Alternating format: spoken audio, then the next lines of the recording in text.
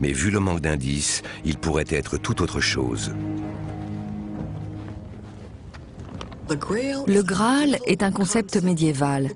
Dans ces histoires, il revêt des formes très différentes. Peut-être qu'il cherchait une coupe. D'autres pensent que c'était une pierre spéciale tombée du paradis. Une autre histoire relie le Graal à la mort du Christ. Ce serait la lance romaine qui a transpercé son flanc.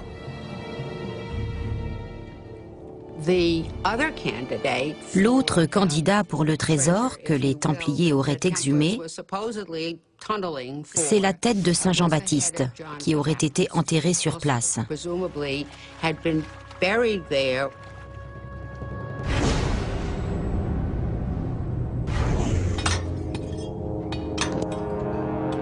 La théorie la plus controversée suggère que le trésor trouvé par les Templiers serait des textes prouvant que le Christ a eu des descendants.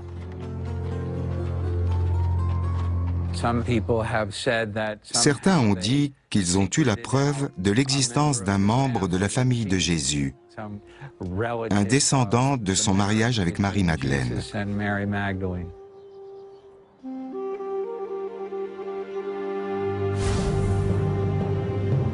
Selon cette théorie, le nom latin du Saint Graal, San Greal, serait une mauvaise traduction de deux mots différents, sang réal ou sang royal.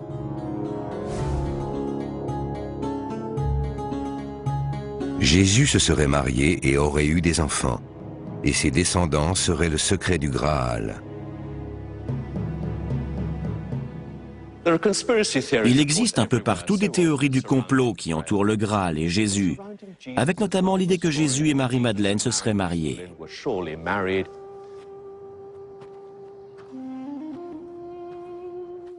Je pense que c'est faux, mais c'est tout à fait imaginable.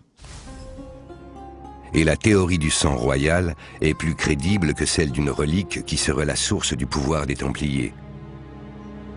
Prouver que Jésus a été marié et a eu des enfants pourrait ébranler les fondations du christianisme et menacer toute la structure du pouvoir dans l'Europe médiévale.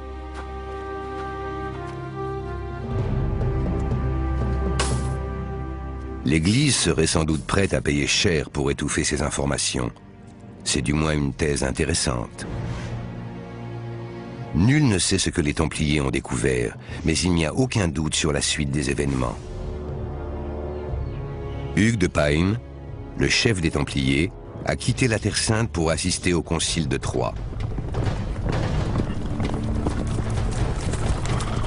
On ignore la teneur des conversations, mais le résultat est connu. Le pape Honoré II donne sa bénédiction aux Templiers. Et son successeur, Innocent, leur concède un pouvoir sans précédent.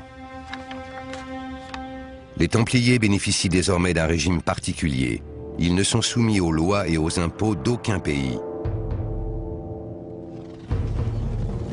Ils sont devenus une entité intouchable.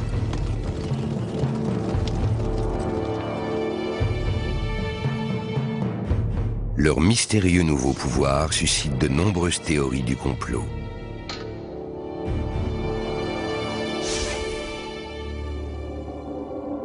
Des romans comme le Da Vinci Code suggèrent par exemple qu'ils ont fait chanter le Vatican, exigeant des privilèges en échange de leur silence sur la descendance de Jésus.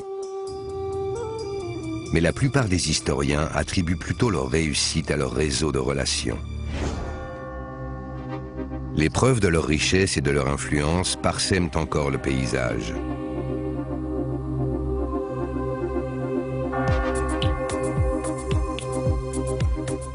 Les Templiers étaient officiellement impliqués dans la construction de la plupart des cathédrales gothiques des XIIe et XIIIe siècles. Ils ont vraisemblablement financé toute la cathédrale de Chartres. C'est l'équivalent des dépenses du programme spatial américain à la fin des années 60. L'une de leurs plus belles églises s'élève au cœur de la capitale britannique. Devant le Temple de Londres, on voit d'ailleurs la marque des Templiers. 2 cavaliers sur un même cheval. Et contrairement à la plupart des églises médiévales, celle-ci a une forme arrondie. L'architecture de cette église a été conçue pour reproduire le caractère sacré du Saint-Sépulcre à Jérusalem, la destination de tous les pèlerins, l'endroit le plus sacré de la planète. Et l'église du Saint-Sépulcre est ronde.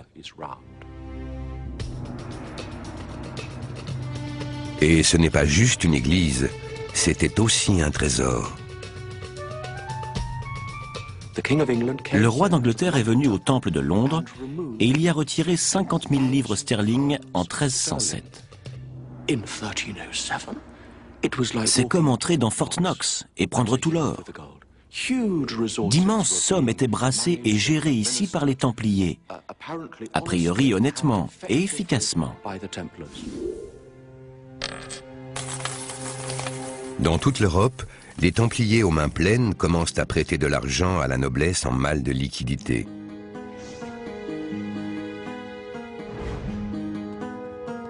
Ils ont un avantage stratégique sur les autres prêteurs chrétiens. Ils peuvent faire payer des intérêts.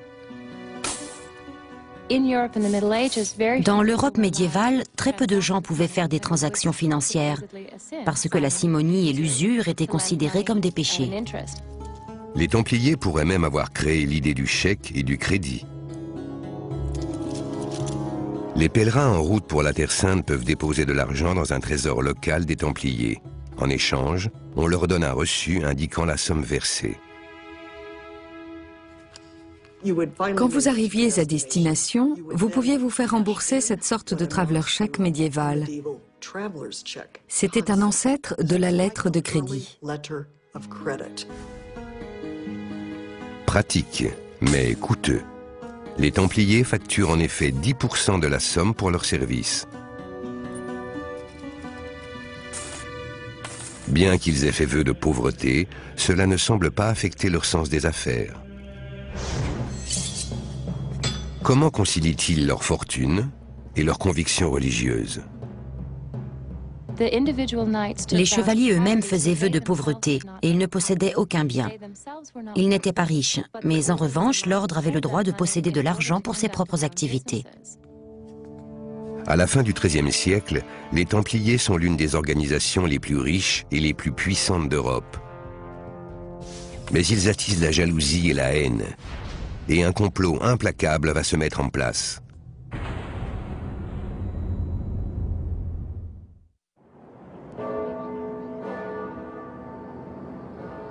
Malgré leur puissance inégalée, les Templiers ne sont pas invulnérables. Leur règne va bientôt prendre fin. Les croisades ont fait les Templiers, et ce sont elles qui vont les défaire.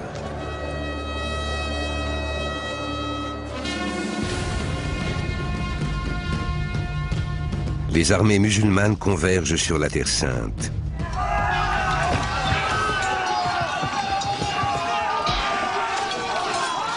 Après 2 siècles de guerre, les musulmans se sont récemment unifiés sous l'autorité des sultans égyptiens. Pendant ce temps, en Europe, les autorités ne semblent plus vouloir soutenir les croisades. Au bout d'un moment, les croisades sont devenues très coûteuses, en hommes et en ressources. Et elles sont apparues de moins en moins comme le genre de choses qui pouvaient marcher à long terme.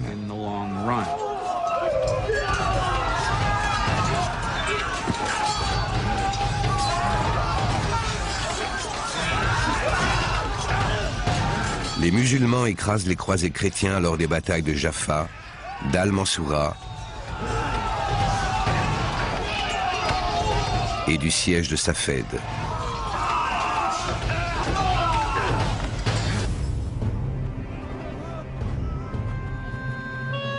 En 1290, les Templiers ne détiennent plus qu'un seul château en Terre Sainte, mais ils le perdent après le siège de Saint-Jean d'Acre.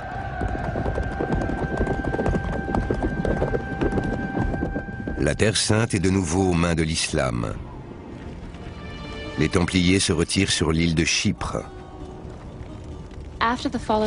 Avec la chute de Saint-Jean d'Acre en 1291, l'idée des croisades n'a plus fait recette. La population considérait que trop de ressources et de soldats étaient mobilisés pour ces guerres saintes qui apparaissaient inutiles. Et le rôle des Templiers semblait difficilement justifiable.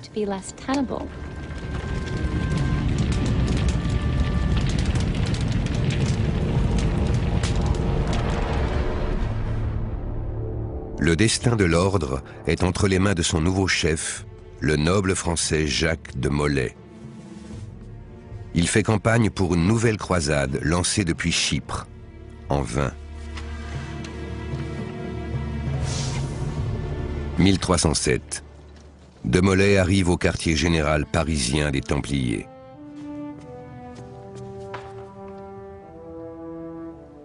Le pape Clément V lui a demandé de venir en France pour estimer leurs finances et discuter de leurs prochaines actions. Le hasard a voulu qu'il arrive à Paris au moment même où Philippe le Bel se débattait avec de sérieuses difficultés économiques.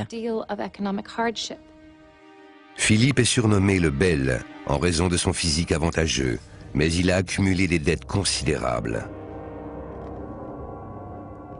Ces guerres avec l'Angleterre ont mis la France au bord de la faillite, et ses principaux créanciers ne sont autres que les Templiers. Qui?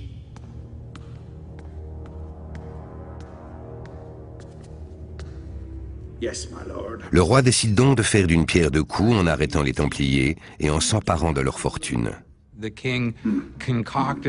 Le roi a réuni plusieurs chefs d'inculpation et a accusé les Templiers des pires hérésies connues au Moyen-Âge. Tout se passe le vendredi 13 octobre 1307, et certains pensent même que la superstition du vendredi 13 daterait de ce jour. En une seule journée, Jacques de Molay et des centaines de Templiers français sont arrêtés. Jacques de Molay, sur ordre du roi, je vous arrête. Pour quel motif? Hérésie. Leur arrestation est un coup de tonnerre. Aujourd'hui, ce serait comme si on se réveillait un matin et qu'on apprenait dans les médias que tous les cadres de toutes les banques avaient été interpellés à l'aube. C'était de cette ampleur. L'interrogatoire des suspects se déroule comme à l'accoutumée.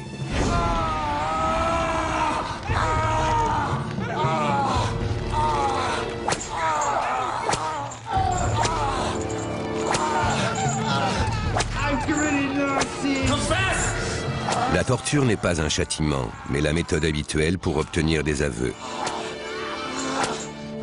Et le supplice le plus courant est le chevalet. Un chevalet se résume à 3 planches avec une corde attachée à une poulie. Le principe est de disloquer les poignets et les chevilles de la victime. Rien qu'à Paris, une centaine de Templiers sont torturés, dont leur grand maître, Jacques de Molay.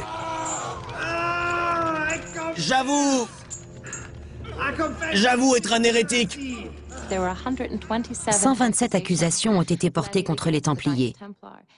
On les accusait de tout, d'avoir renié le Christ, craché sur le crucifix, déféqué sur l'hostie, montré leurs fesses à l'Eucharistie, s'être embrassés sur les fesses au cours de leurs rites initiatiques.